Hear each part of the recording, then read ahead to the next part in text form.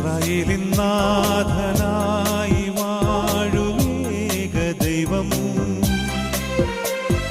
സത്യജീവമാർഗമാണു ദൈവം.